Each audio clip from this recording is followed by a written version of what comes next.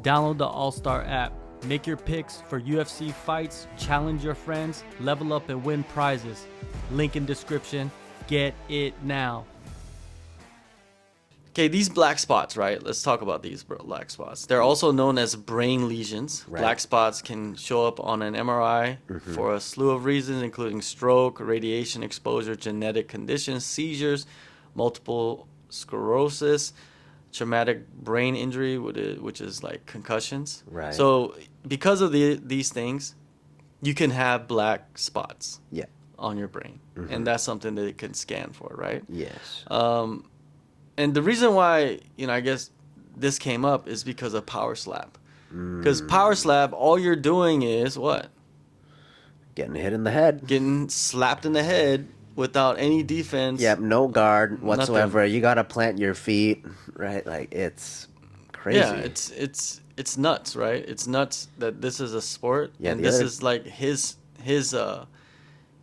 pet project. Yeah. Right? And a lot of people call it sanctioned brain trauma. Understandably so. And to be a slap fighter or slap boxer or whatever you want to fucking call them, it doesn't really take much because they're not really getting paid that much either. I think they're getting paid like two and two. I think go is what I slap heard, people, yeah. I'm pretty sure there's a couple guys making a couple grand. Or Oh yeah, I'm something sure like Paige that. Van Zandt got paid more than 2 Oh, for sure. Yeah. Right, but him saying like, I would never take back one punch because he's in the sport. What else would you expect him to say? It's Right. like, Yeah. dude, I'm so fucking concerned about. Dude, he promotes brain damage. Yeah.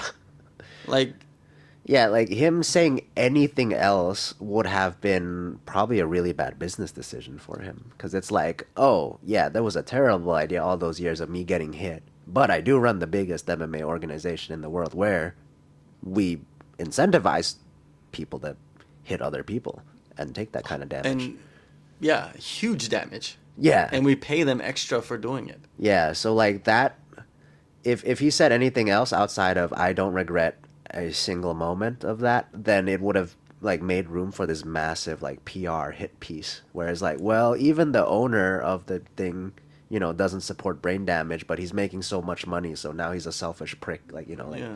you could totally swing like a PR crisis at that angle if you really wanted to attack Dana. So like, but I think from a genuine place, he probably does actually enjoy, striking, boxing, and like he's, all the, what's it called? Like, I think they call them like externalities in economics, where it's like, it's not just the direct benefit of the actual thing, but it's the other stuff that comes with it, right? So in his case, he's probably talking about the other experiences that came with training in boxing and MMA, and it's like, oh, look at all these cool people I got to meet, all these connections, right? Like, or it's like, at least the life that he seems to have built for himself is based off of people who are passionate about combat sports. So I think that partly feeds into his like, I don't regret this at all state of mind. Yeah, yeah. And in the same interview, he tried to explain that he doesn't have much concern over the health of his power slap competitors compared to those who compete in 10 to 12 round boxing matches. That's actually kind of true, Right. to be honest, right? Because 10 to 12 rounds boxing, right, where you're getting hit like continuously in the head. Yeah. Because that's the name of the game: hit the head, hit the body. But in power slap, it's like you get a couple slaps, and then it's pretty much over, right? Yeah. Possibility of you getting knocked out, yes, but it's Right. not continuous trauma like boxing That's true. to the head. So that statement, kind of true. What do you think of that statement? Yeah, I guess like, yeah, I'm not, yeah, because it didn't occur to me where the signs would kind of fall on that, right? Where it's like, all right, other person basically gets to put whatever's within the rules, like their full body into this like swing, but then you only get hit a couple times, and then the fight's over. Yeah. And then I think they come at a decision, or like whether you get wobbled or something, then like the other person wins it on that. But compared to 12 rounds of that against an opponent who's let's be honest, is like significantly more trained Mm-hmm. to be able to throw a good punch. Yeah, the risk of damage in boxing, I would probably imagine, is way higher. Especially if you're one of those like brawler types too, that just get into like absolute wars. If you know, if you're smart about not Mm-hmm. getting hit, right? Like Mighty Mouse is a good example. We'll go on a slight tangent with him in a second, but like if you're like the kind of fighter that is smart enough not to get hit, then you know you've obviously got some longevity. But yeah, like yeah, I don't know, power slap. If you make it about how often you get hit, then yeah, that is a compelling argument for power slap, I guess. Yeah, well, this is what Dana said. Is that if you look at boxing, right, these guys train and spar for months leading up to a fight. Then they go in there and then they fight 12 rounds. You've Yeah. seen in the UFC fights, knockdown, drag them out wars. These guys go in and take 3 slaps or less. Uh-huh. We spend the money. That's true though. Like even in the, if you really compare it, like in competition wise and probably in preparation too, there's so much more damage to the brain with MMA Yeah. and boxing. Boxing is probably number one. Yeah. MMA is number two, and Hmm. then whatever's after that is Right, after right, that, right. right? Yeah. You got Muay Thai, kickboxing. Muay Thai and kickboxing is actually much more safer when you look at it, Mm. because when they train, they spar hard, but they don't spar hard. There's like a lot of technical sparring going Yeah. on in a lot of these gyms, Right. and I think MMA and boxing is more known for the wars, Mm. and boxing especially because boxing they put all this gear on you Oh yeah, yeah, and yeah. say The let's see who headpiece and can who yeah. can drag it out. Right, right, right. So when Dana White talks about it in that way, I kind of agree with him. You know what I mean? Because like, Yeah. what kind of training are you doing for slap Right. It's like I box, guess you could do bag work with like, power just slap, right? But yeah. that's only your hand hitting the bag. Right. Like, Yeah, you're not getting hit in no, retaliation in no, the there's camp. no. Are you? I You mean, gotta be an idiot, to like train to how to get train hit. sparring. Like you're sparring by doing live rounds of slap box, like Yeah. power slap against somebody else. Yeah. That's not even gonna be competing, but they're just taking open-handed strikes to the head. Are they wearing headgear when they do that, or what? Like, Oh my because god. I've seen some video of like the guys, the pads they use for kicking. Mm. You can hold it like with your hand. I guess they put that out there, and then people Just pretend to slap it. slap that as the head or Yeah. whatever. Right, That's right. their practice swings. Yeah. But I don't know, like, what kind of training are you really doing?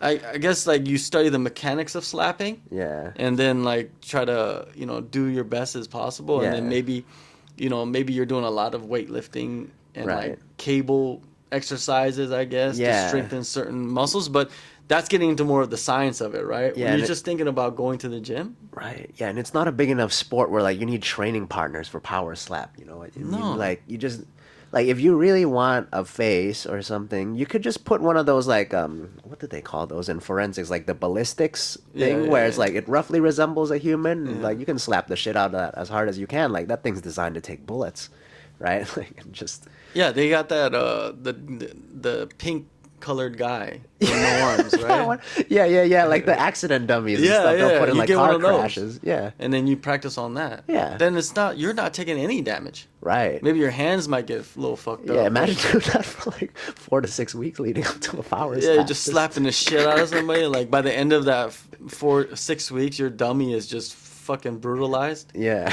pretty much. I don't know, man, but he might. Dana White just saying that.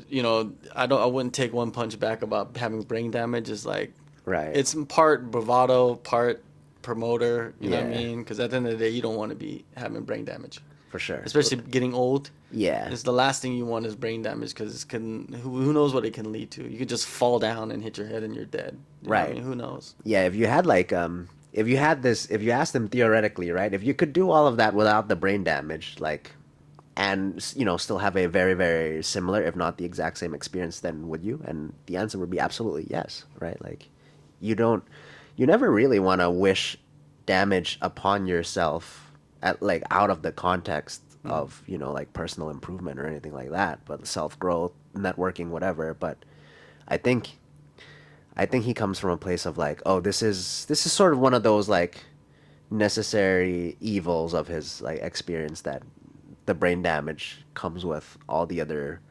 It's kind of like part of the sacrifice for him to have built or cultivated the life that he currently has now.